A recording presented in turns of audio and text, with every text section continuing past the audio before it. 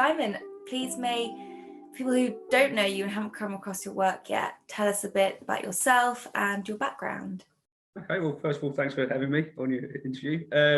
Yeah, I'm an Irish artist living and working in the UK. Been professional for about 10 years or so. Yeah, it's basically, yeah, keeps me very busy, you know. I mean, we can definitely see that behind you. I know before we started, you've said this is only a fraction of what this room, how many pieces this room has. Yeah. So I can only imagine. Yeah. The number. Yeah, I tend to kind of work on a fairly jumbled collection. So it's sort of, you know, a few months worth of work sort of combined. Yeah, so it's kind of chaotic, but I kind of work best in that sort of madness, you know.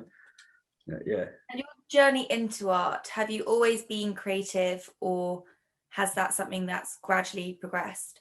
Yeah, I mean, really, as long as I could, you know, as soon as I learned to hold a pencil, I was kind of expressing myself artistically in some way.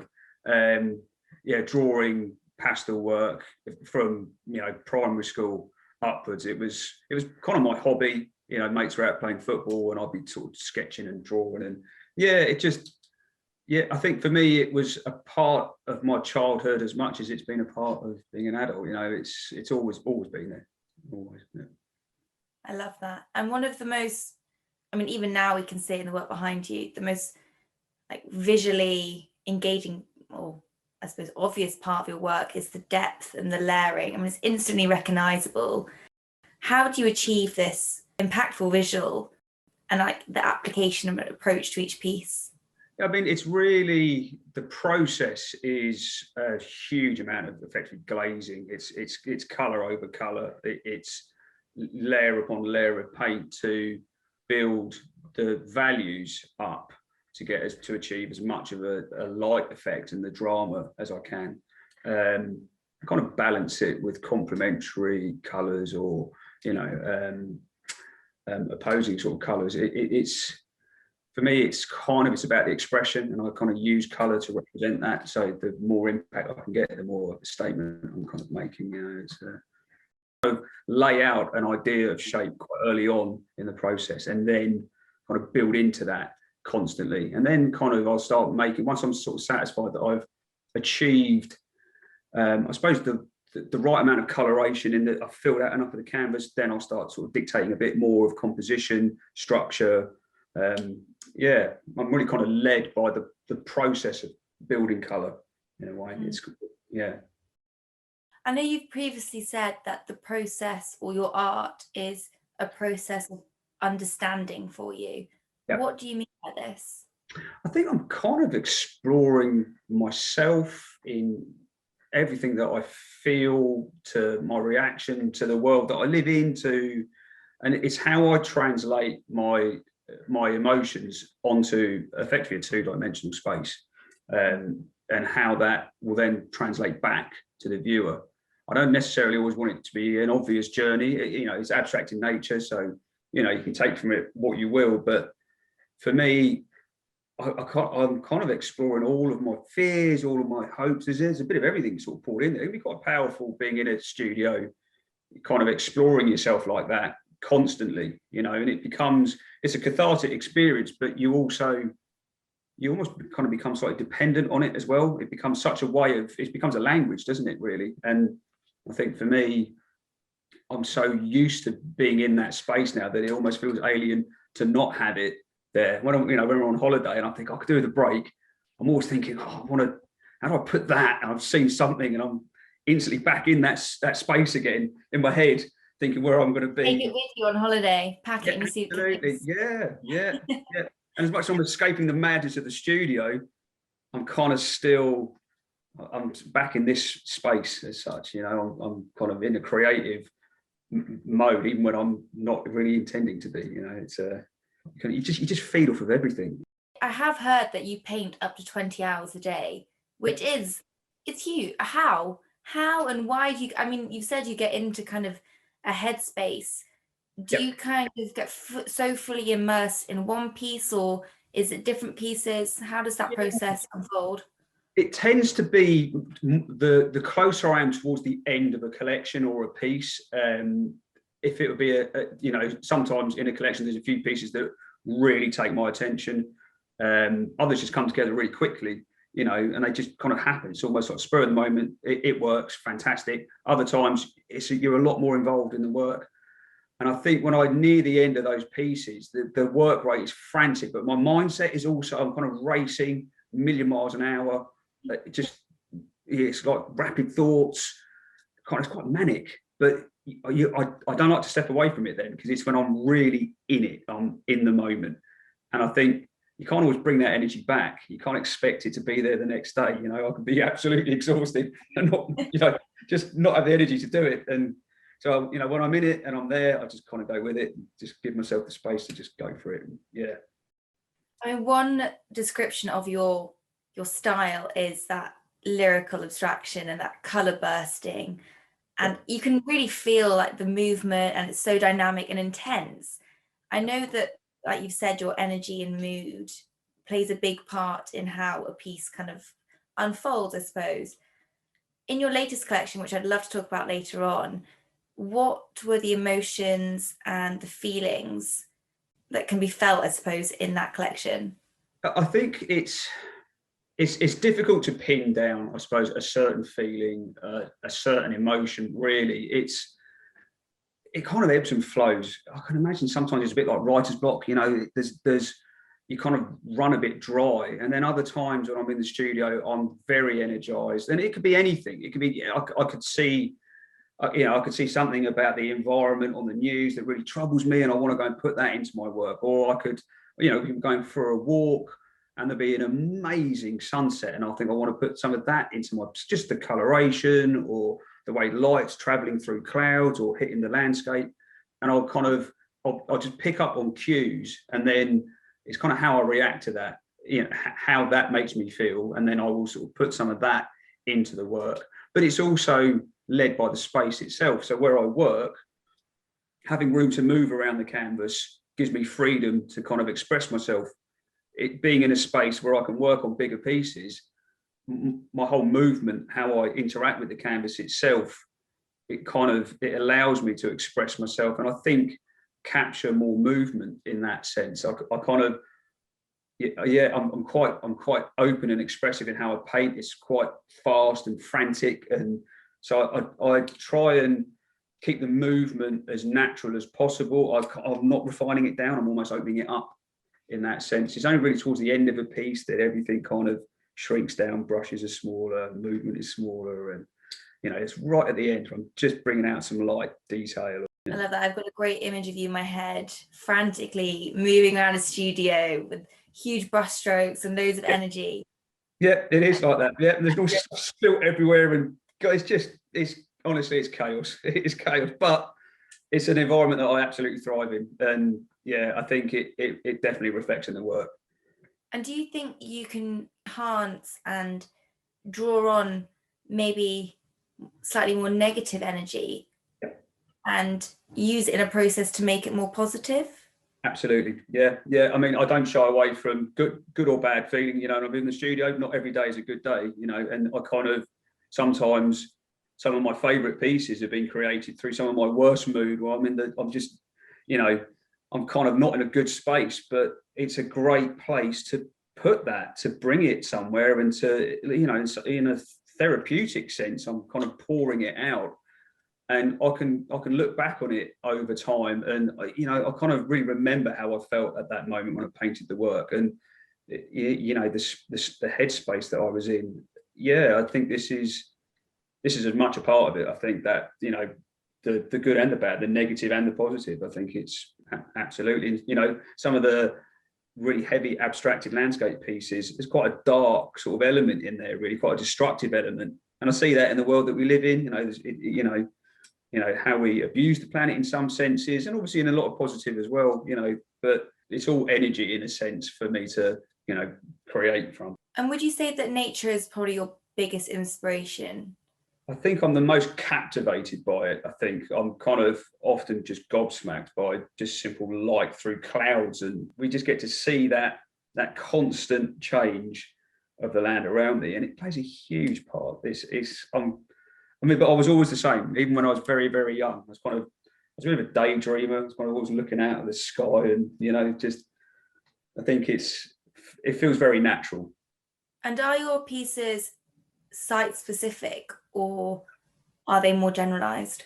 They are definitely more generalised. I pick elements. There's bits that I see that, like I said, there'd be a sunlight bursting through a cloud, and it would create a beautiful gold effect. And I think I'd love that. And I'm instantly thinking of, I want to bring some of that light into my work. Or to be an incredibly moody sky, it's about to chuck it down with rain, and there's be a grey green colour. And I think I love that colour, and I just think that's going in, and that would be it, and that would dictate the next 6-8 pieces. I will work in that colour, that form, and it will kind of build a bit of structure into the canvas, just really based around that. It's not really obvious maybe to the viewer, but for me, it's reflective of where I am and what I'm seeing. I love how you've managed to turn what I and probably most other people would see as quite an ominous bad thing that is about to rain into such a positive, beautiful element of your work. That's very impressive in itself. I don't always expect people to love everything that I paint. That's not the aim. I'm not sitting there painting for a reaction in that sense. I'm not trying to replicate something directly. I really want to leave it open to interpretation, and however the viewer perceives that, I'm happy to hear it. I think it's fantastic, really. I think that's the beauty of that abstract nature of the work as well. It's not overly obvious. We have people seeing incredibly moving and uplifting things in it, and other people will see the work as dark and powerful and oppressive, and they may love it for that reason alone. It may tune into a part of them that they've had a difficult time in their life, and for them it reflects that moment in time. And for other people, there's a burst of light in the work, and they'll see that as something hopeful and rewarding in that sense. So for me, it's great that it can be interpreted in so many ways, and I kind of really hope that it continues to be that. Depending on my mood that day, sometimes I look at a piece and, like you said, it'll be really hopeful with a burst of light coming through, and that same piece the next day might be darker or more oppressive. Is that the same for you?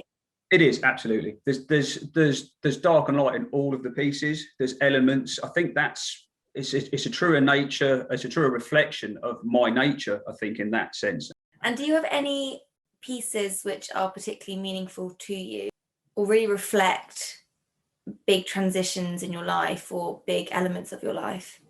Yeah, I think we have one piece that we kept.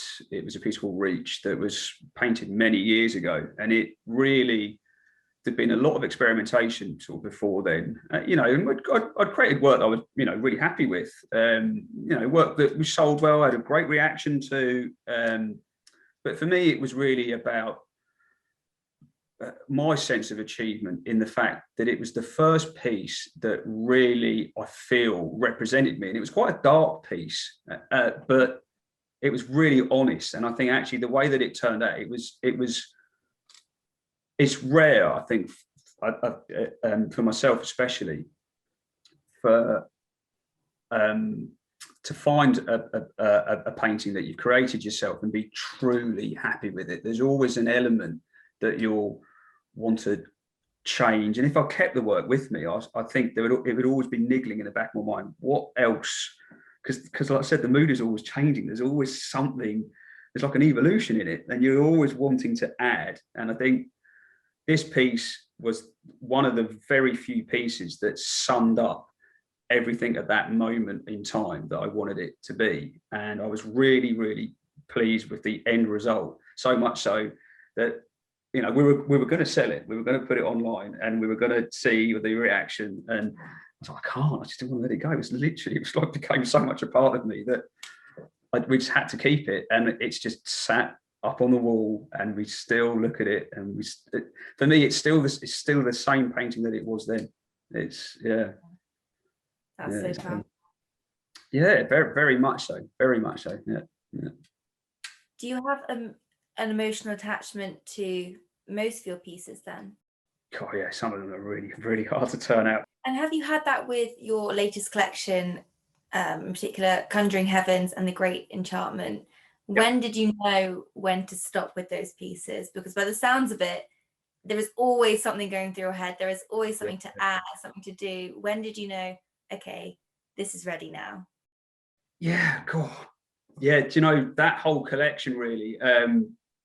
It's very colourful and it's really reactionary. That it's probably one of the most instinctive, I suppose, I would say, of all of my collections, where it came together really, really well in the fact that I was very pleased in just how I chose colours and the layout of the composition.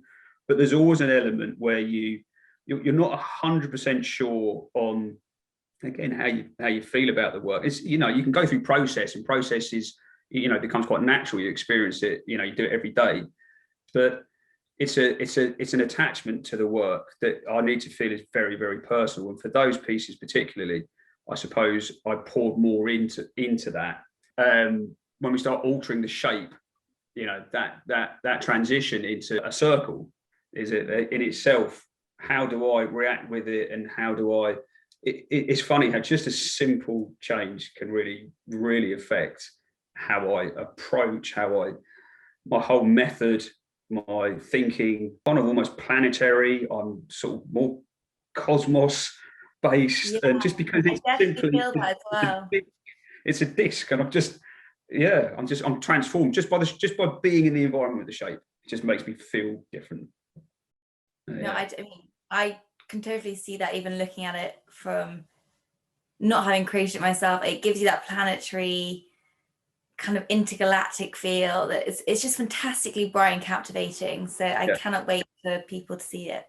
Thank you. My final question, a double question. So what is a kind of personal goal for you coming up or looking forward? And then also, are there any other art trends which you are interested or following? God, yeah, to be honest, I can't wait to get back to exhibiting. I've missed it so much during lockdown, because I suppose I feed off of understanding how other people view the work, and that's been the biggest loss that I've felt, and it's been dramatic actually. I remember before I used to exhibit, I was terrified of what it would mean to be out in the world, what people would think, hearing reactions, and over time you become so just exposed to it that I kind of thrive on it, and it's been a real loss. But I suppose that's my goal. As far as work, I'm fascinated by sculptural work. I've been saying it for years and years and years. I've kind of dipped my toe in the water slightly, but never really gone in depth into it. And I just, at the moment, I'm kind of caught between how do I translate where I am and bring that into sculpting. And I don't necessarily know if I really even need to do that. I don't necessarily know if I need to bring elements of how I paint into a sculptural, but I'm still so curious about it that I can't let it go. It's been there for years, and I've never really given myself the time or the space. But yeah, I think that's the avenue that I'm looking at. And I if I'm in an art gallery, I'm drawn to the sculpture. How I can move around, how I kind of, I imagine it being in my garden or in my home, and how it changes as you walk around it, and how you interact with it. Movement again. Absolutely, it's a completely different experience, but it's kind of also leads to where I am in my work, as it is, because there is a slightly sculptural element to it. I kind of, with my textured gels and the grits and elements that I add to my work, I'm kind of building it out of the canvas. There's something sculptural about that process, so I think I just want to explore that further and bring it to life as such. Well, I cannot wait to see what you develop, or how you merge these two fascinations together. So thank you so much for speaking to me today. It's been honestly fascinating, and I'm feeling very energized after speaking to you, and looking from the beautiful works behind you. So thank you again. Thank you. Thanks very much.